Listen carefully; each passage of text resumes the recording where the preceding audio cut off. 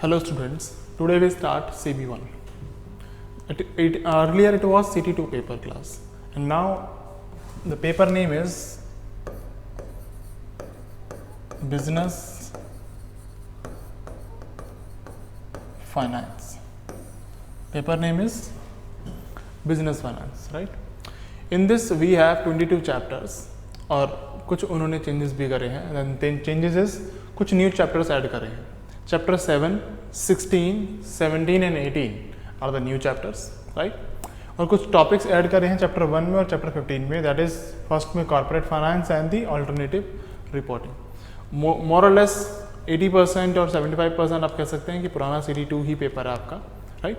और कुछ टॉपिक्स नए हैं वो मैंने आपको बता दिए हैं. चैप्टर 7, 16, 17, 18 कम्प्लीटली नए चैप्टर्स हैं और फर्स्ट और 15 में कुछ चेंजेस हैं, ठीक है? बाकी सेम है बट कुछ ऐड किया है फर्स्ट और 15 के अंदर, राइट? CB1. नाउ क्लास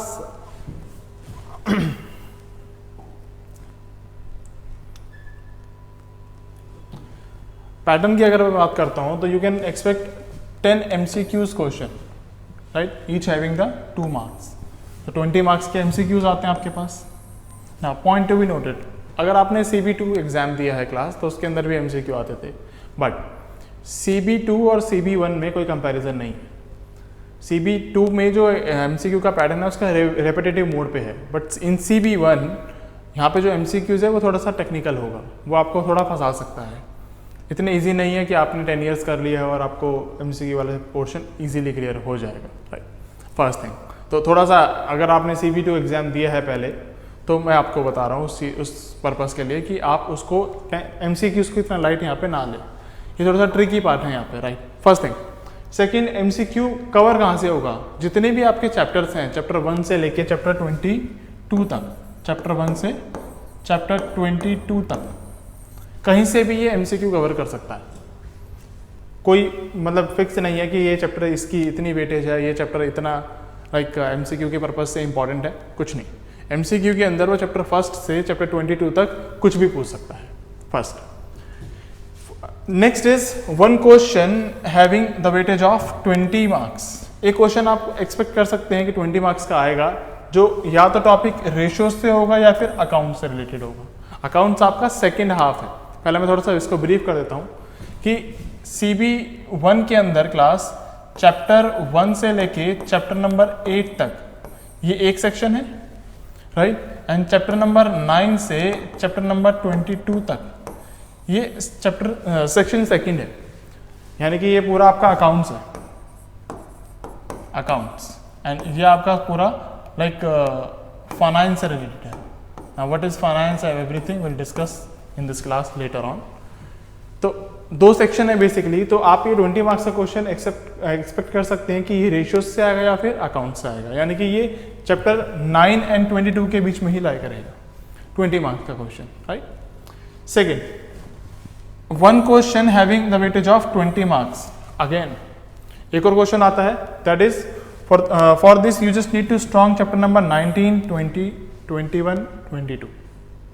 ये चारों चैप्टर आपके इंपॉर्टेंट है, कैपिटल बजटिंग के चैप्टर्स हैं, राइट? एंड 21 एंड 22 से उसके आने के चांसेस काफ़ी ज़्यादा रहते हैं इस 20 मार्क्स के. So be clear on that part कि अगर आप ध्यान से देखें तो चैप्टर नंबर 9 से लेके 22 तक तो आपका अकाउंट सेक्शन है वो काफ़ी मेजर चंक कवर करता है, राइट?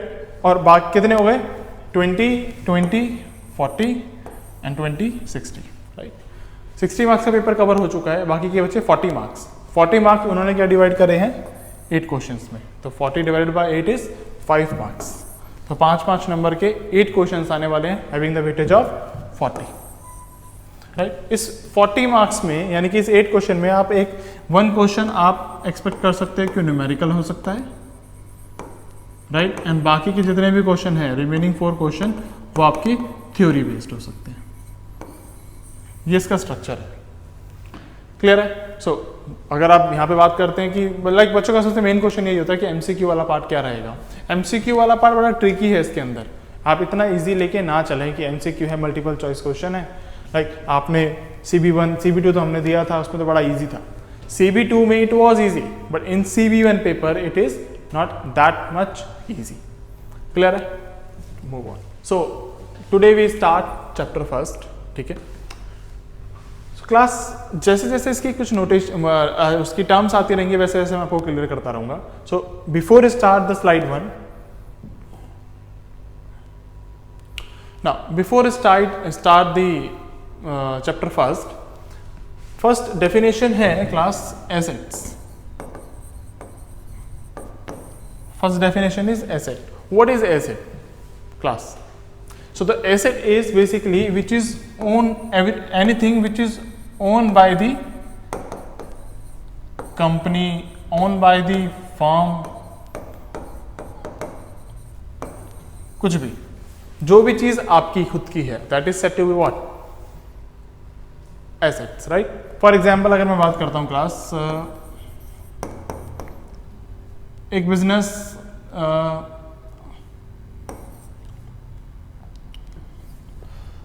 मुझे ज्वेलरी शोरूम खोलना है, jewellery shop, jewellery showroom, right? तो उसके अंदर अगर मैं बात करता हूं तो मेरी एसेट्स क्या क्या हो सकती हैं? जो भी वो बिजनेसमैन, जो भी वो शॉप का जो ऑनर है अपनी खुद की चीजें लेकर आएगा, क्या क्या हो सकती है, right?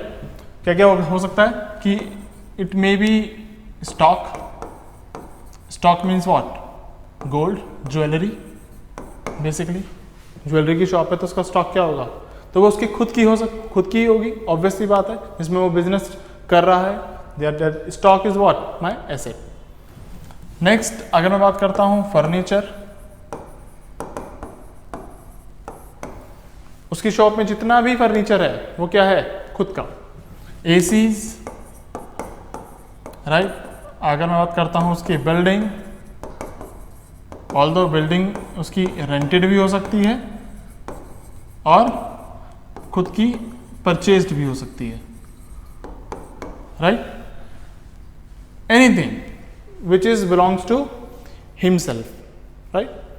Said to be what? My assets. Next एक टर्म आती है क्लास लाइबिलिटी. द टर्म कम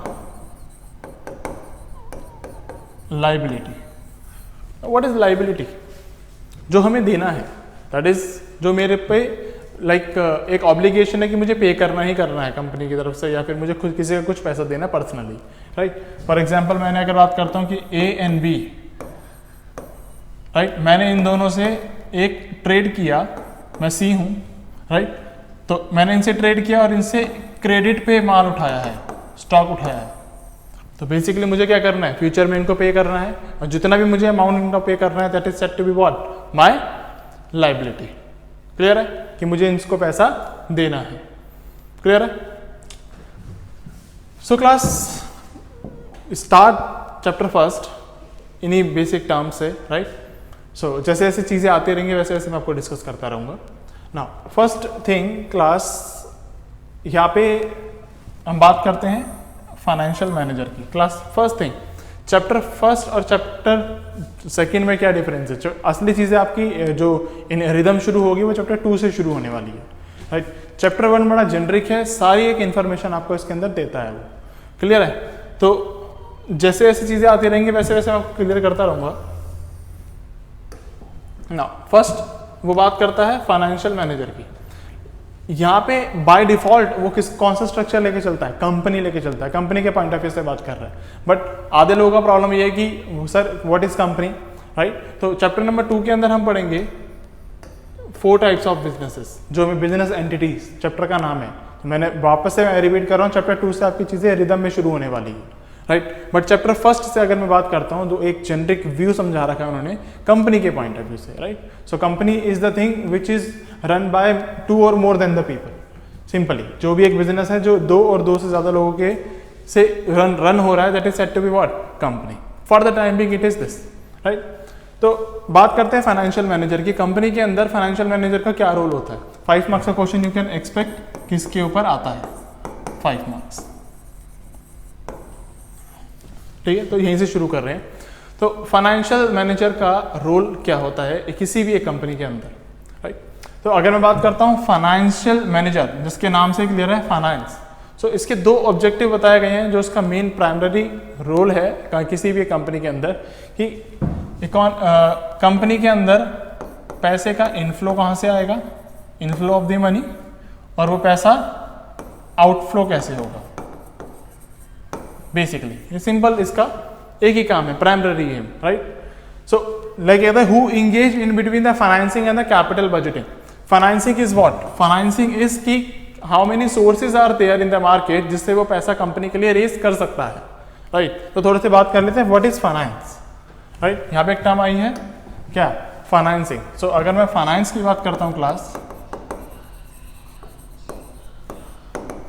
तो फाइनेंस पे अगर मैं बात करता हूँ आपके पॉइंट ऑफ व्यू से, मार्केट में आपके पास कितने ऑप्शन है कि आप मार्केट से पैसा रेज कर सकते हैं, राइट।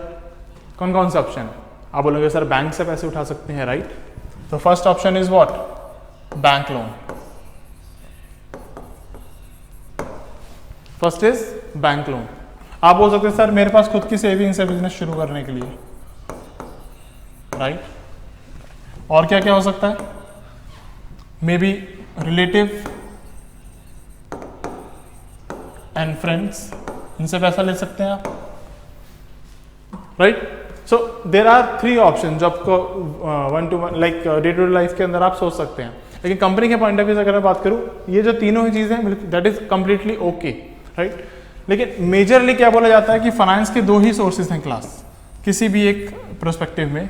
क्या क्या 2 सोर्सेज हैं, फर्स्ट इज लोन या फिर इसको हम डेट बोलते हैं, and second is the equity. First is loan and second is the equity. Now broadly इनको 2 कैटेगरीज के अंदर डिवाइड किया गया है और बाकी जितनी भी सब कैटेगरीज है वो इन्हीं के अंदर लाई करेगी। हाउ, लाइक फॉर एग्जांपल बात करता हूँ आपकी खुद की सेविंग है, लाइक 2 मिनट के लिए सेविंग को छोड़ते हैं, बैंक लोन की बात करते हैं। बैंक से जब भी आप लोन लेंगे तो बैंक को वो वापस भी तो करना है आपको। ऑब्वियसली बात, आप बोलोगे सर ऐसे तो हो नहीं सकता कि अपने पैसे लिए और वापस नहीं करने बिजनेस शुरू करने के बाद। You have the obligation to return that money with interest also, right. तो बैंक लोन किसकी कैटेगरी के अंदर आया है, डेट के अंदर, बैंक लोन। जिस किसी भी पैसे पे आपको एक ऑब्लिगेशन बने कि आपको वो रिटर्न करना ही करना है 110% प्लस आपको उस पर इंटरेस्ट भी पे करना है, that is come under the what, debt, right. Second is, अगर मैं बात करता हूं आपने अपने रिलेटिव से लिया है, रिलेटिव एंड फ्रेंड से लिया है लोन, आपको उसको भी वापस करना है, right. That is cover again what, loan. Like आपने किसी प्राइवेट बैंक से या प्राइवेट फाइनेंशियल इंस्टीट्यूट से लिया, लाइक मुथूट फाइनेंस, तो जितने भी काइंड ऑफ लोन्स हैं, जितने भी काइंड ऑफ लोन है जिन पे आपका इंटरेस्ट पे करना है और प्रिंसिपल अमाउंट भी रीपे करना है, that is cover under what, debt. तो वो कहता है कि फाइनेंशियल मैनेजर का पहला रोल क्या है, फाइनेंस रेज करना। How many sources are there in the market जिससे वो अपना पैसा रेज कर सकता है किसी भी अपनी कंपनी के लिए। तो पहला उसमें क्या बताया है, लोन, राइट, डेट की कैटेगरी के अंदर। Now second thing covers equity. ये सिर्फ इंट्रोडक्शन है क्लास, आगे आने वाले चैप्टर्स में आप इनको डिटेल में ही पढ़ेंगे कि लोन्स कितने टाइप्स के हैं, इक्विटी कितने टाइप्स की है, कैसे ये फंक्शन करते हैं, एवरीथिंग, राइट। ये सिर्फ एक इंट्रोडक्शन चैप्टर है। अब मैं अगर इक्विटी की बात करता हूं class, what is the meaning of equity. Equity meaning is selling ownership, selling what, ownership. Like अगर फॉर एग्जांपल बात करता हूं क्लास कि मैंने एक अपना बिजनेस शुरू किया, मुझे बिजनेस के लिए 10 लाख रुपीज की नीड है, राइट। फॉर एग्जांपल इसमें से 1 लाख मेरे पास खुद की सेविंग है और 1 लाख मैंने या फिर 2 लाख मैंने अपने फ्रेंड से लिए हुए हैं, बचे कितने, 7 लाख।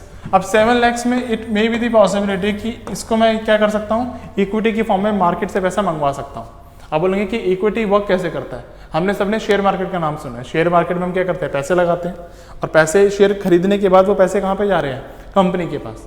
इसका मतलब अगर कंपनी ने जितने भी मार्केट में शेयर इशू कर रखे हैं वो क्या कर रही है, उतने अमाउंट की या फिर कंपनी का उतना परसेंटेज पब्लिक को ऑफर कर रही है, राइट। उस और वो छोटे छोटे शेयर्स में डिवाइडेड है। फॉर एग्जांपल मुझे 7 लाख की यहाँ पे नीड है, तो 7 लाख मैंने मार्केट में फ्लोट किए 7 लाख, राइट, और मेरा 100 रुपीज़ का एक शेयर मैंने मार्केट में फ्लोट कर दिया, तो आप अंदाज लगा लीजिए कितना आपके पास नंबर ऑफ शेयर मार्केट में आपके इशूड हैं।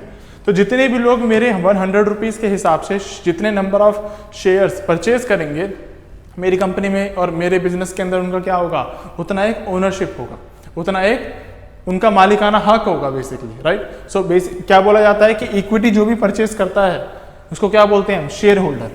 क्या कहते हैं, शेयर होल्डर। और share holder is nothing but the owner of the business, owner of the business. Share holder क्या है, हमारे बिजनेस के ओनर है। अगर यहाँ पे डिफरेंस देखते हैं लोन एंड इक्विटी के अंदर, तो मेन एक डिफरेंस क्या देखने को मिल रहा है कि वहां पे जो उसका पैसा है लोन का, बिजनेस आपका रन करे लॉन्ग रन के अंदर या फिर नहीं करे, या आप बैंकरप्ट हो जाए, बिजनेस बंद कर जाए, आपको उनका पैसा मार्केट से देके जाना पड़ेगा, you have the obligation, right. लेकिन उसके अंदर उसको ओनरशिप नहीं मिलती, उसके अंदर सिर्फ उसने आपको पैसा दिया, रिलेटिव ने, मार्केट ने आपको पैसा दिया है और आपको वो पैसे को यूज करते हुए अपने बिजनेस को रन करना था। उसके बाद आपको अगर बिजनेस बंद करते तो पैसा लौटा के मार्केट से जाना पड़ेगा, ऑब्लिगेशन है। बट इक्विटी के अंदर क्या है, वो ऑनर बना है, उसने आपका बिजनेस का एक शेयर परचेज किया है, वो शेयर 0.001% भी हो सकता है। फॉर एग्जाम्पल अगर मैं आज रिलायंस की बात करता हूँ, उसका ऑनर कौन है, अंबानी। बट अगर फॉर एग्जाम्पल मैं वहाँ का एक शेयर परचेज कर रहा हूँ रिलायंस का, तो इसका मतलब क्या मैं वहाँ का ऑनर नहीं हूँ, right.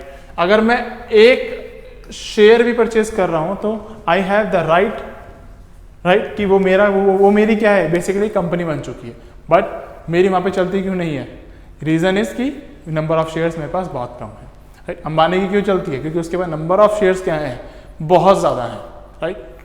So this is the basically difference कि इक्विटी और लोन में डिफरेंस क्या है। इक्विटी और लोन में डिफरेंस क्या है, यहाँ पे आप ओनरशिप नहीं सेल करते, लोन्स एंड डेट के अंदर से पैसा लेते हो, यूज करते हो, इंटरेस्ट के साथ पैसा पे कर देते हो। इक्विटी के अंदर आप क्या करते हो, लॉस भी बियर करेगा तो शेयर होल्डर करेगा साथ में, और प्रॉफिट होगा तो वो भी शेयर होल्डर ही बियर करेगा। अगर कंपनी को प्रॉफिट्स होते हैं तो कंपनी क्या करती है, इन पे डिविडेंड्स देती है।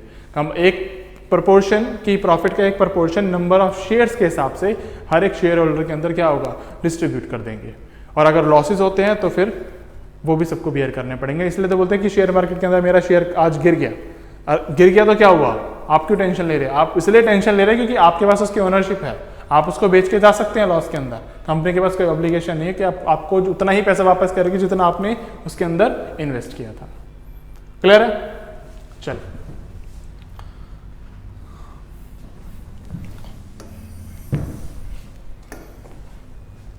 राइट। तो फर्स्ट इज फाइनेंस। तो अगर मैं फाइनेंस की बात करता हूं क्लास, तो बेसिकली दो आपके पास ऑप्शन है, डेट एंड इक्विटी। सो ये दो सोर्सेज से मेनली कोई भी एक कंपनी का फाइनेंशियल मैनेजर फाइनेंस को रेज करता है। सेकंड इज, मैंने आपको बताया था कि एक इनफ्लो और एक आउटफ्लो फाइनेंशियल मैनेजर का मेन रोल। तो ये तो इनफ्लो हो गया कि कंपनी के अंदर पैसा आएगा कैसे। Second is the capital budgeting, जिसको हम इन्वेस्टमेंट डिसीजन भी कहते हैं class, investment decision. Now what is investment decision, वो कहता है पैसा तो आ गया है बट कंपनी की अब किस किस चीजों में उसको पैसा लोकेट करना है। लाइक फॉर एग्जांपल, कितनी मशीनरीज परचेज करनी है, राइट, कितना उसको लैंड में परचेज करना है, कितना उसको फाइनेंशियल एसेट्स परचेज करने हैं ना। अब एक टर्म आती है फाइनेंशियल एसेट, मैंने बताया आपको जैसे जैसे टर्म्स आती रहेंगी वैसे वैसे मैं आपको क्लियर करता रहूंगा। एक मैंने अभी एसेट्स कहा था, assets is which is own by the company, anything which is own by the company, furniture, AC, land, building, everything. तो एसेट्स के अंदर बेसिकली क्या आता है, जो फिजिकल एसेट्स हैं आपकी, जो आप देख सकते हैं, राइट, जो आपके पास एक टेंजिबल फॉर्म में आपको फिजिकली टच आप उसको देख सकते हैं, that is said to be my physical assets, जो भी मैंने आपको एग्जांपल लिखे थे।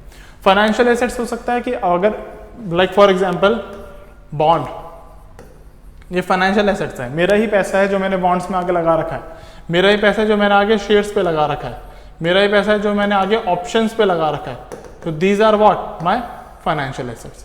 तो एक फाइनेंशियल मैनेजर का ये भी डिसीजन होगा कि उसको फाइनेंशियल एसेट्स कितनी खरीदनी चाहिए या नहीं चाहिए, मशीनरी कितनी परचेज करे, लैंड कितना परचेज करे, एवरीथिंग, जितने भी डिसीजन है कौन लेगा, एक फाइनेंशियल मैनेजर लेगा। तो दोस्त के प्राइमरी एम क्या हुए, एक तो फाइनेंस कहाँ से रेज करे, सेकंड उस फाइनेंस को वो यूज कैसे करे, कहाँ पे वो इन्वेस्ट करे, and that investment decision is known as what, capital budgeting. Clear है? तो यहाँ पे वही है कि who engage in between the financing and the capital budgeting, this is the primary aim of what, financial manager in the company। clear है now? so मैं ये clear हो चुका है debt and the equity। now sometimes आप हम college में देखते थे तो हम ट्रेजरर बनते थे, प्रेसिडेंट बनते थे कॉलेज में, राइट? तो यहाँ पे वही है कि financial decisions are manage by what, treasurer. Sometimes ये कंपनी के अंदर जो फाइनेंशियल जो डिसीजंस हैं ये कौन लेता है, ट्रेजरर लेता है। पैसे का लेन देन कौन करता है, ट्रेजरर करता है sometimes, right? Capital budgeting already clear है कि in which type of the real asset should he और she invest, it is also known as the investment decision, right? कि बिल्डिंग परचेज करें, मशीनरी या फिर non current assets. Now term आया है non current assets. तो before start this मैं आपको एक चीज क्लियर कर देता हूं, what is the difference between current asset and non current asset. Now current asset basically जिसकी ड्यूरेशन लेस विद इन द 1 ईयर होगी, ऐसी कोई भी चीज जो कि कंपनी के पास है which is own by the company for the period of less than और इक्वल टू 1 ईयर, जिसकी ड्यूरेशन क्या होगी, लेस देन और equal to 1 year basically. For example अगर मैं बात करता हूं क्लास स्टॉक की, स्टॉक उसका रॉ मटेरियल हो गया। अब रॉ मटेरियल आएगा तो 1 ही साल के लिए, इनफैक्ट 1 साल के लिए भी नहीं, 1 मंथ के लिए, 15 डेज के लिए, 6 मंथ्स के लिए, राइट? कोई भी ऐसे एक ऑनर नहीं होगा कि रॉ मटेरियल को परचेज करके सालों साल अपने पास रखता है। तो जो भी रॉ मटेरियल है तो उसकी खुद की एसेट्स, बट उसकी टाइम ड्यूरेशन क्या होगी, लेस देन अ ईयर होगी। स्टॉक्स हो गए, राइट? कैश हो गया, बैंक में पैसा हो गया, बैंक्स कैश या banks money you can say, right? So these are my what, current assets, जिनकी ड्यूरेशन क्या है, लेस देन अ ईयर है। And the non current assets more than 1 year, more than 1 year. Like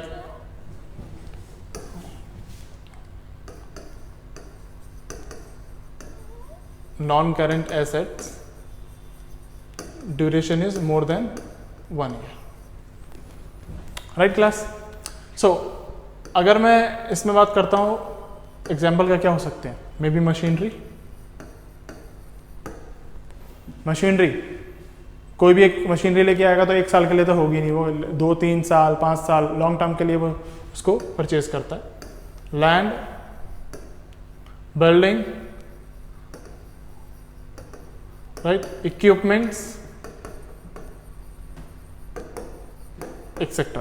so these are the examples of what, my non current assets। clear है? चलिए ना class, वो कहता है capital budgeting handle by sometimes what, chief financial officer, CFO, right? अब इसका structure क्या है, we will discuss later on, अभी मैं नेक्स्ट उस पर दिखाऊंगा।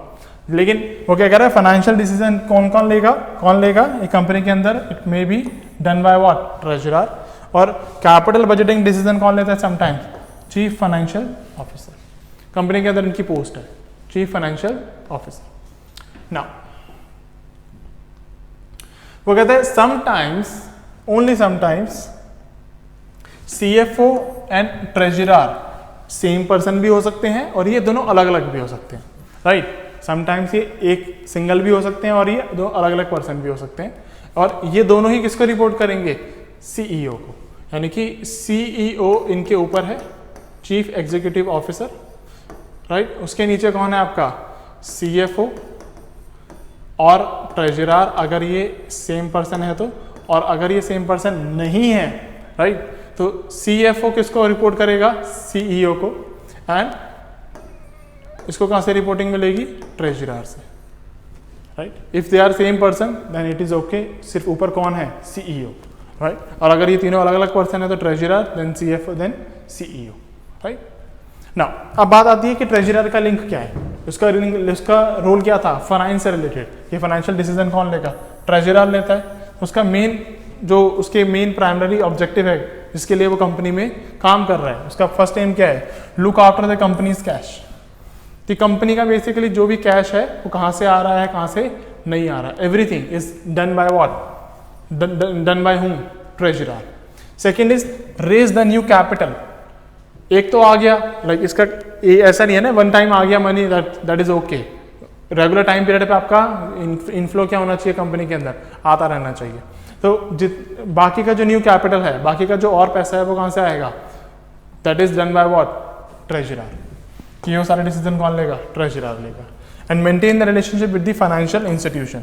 कि इसका एक और काम है कि जितने भी मार्केट के अंदर फाइनेंशियल इंस्टीट्यूशंस है, बैंक्स है, प्राइवेट बैंक्स हैं, राइट, शेयर होल्डर्स हैं, यानी कि मार्केट के अंदर जितने भी एक जो टॉप इन्वेस्टर्स हैं, तो उनसे उनके जो लिंक हैं वो क्या होने चाहिए, कंपनी के अच्छे होने चाहिए। तो वो जो रिलेशन मेंटेन करेगा वो कौन करेगा, फाइनेंशियल बेसिस पे ट्रेजरर।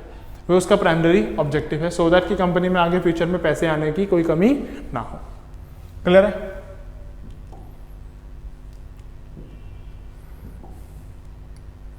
लाइक ये मैंने आपको अभी जो बना रहा था, सीईओ टॉप पे है, इसको कौन रिपोर्ट करेगा, सीएफओ या फिर ट्रेजरर, अगर दोनों सेम पर्सन है तो, और अगर सेम नहीं है तो ट्रेजरर किसको रिपोर्ट करेगा, सीएफओ को।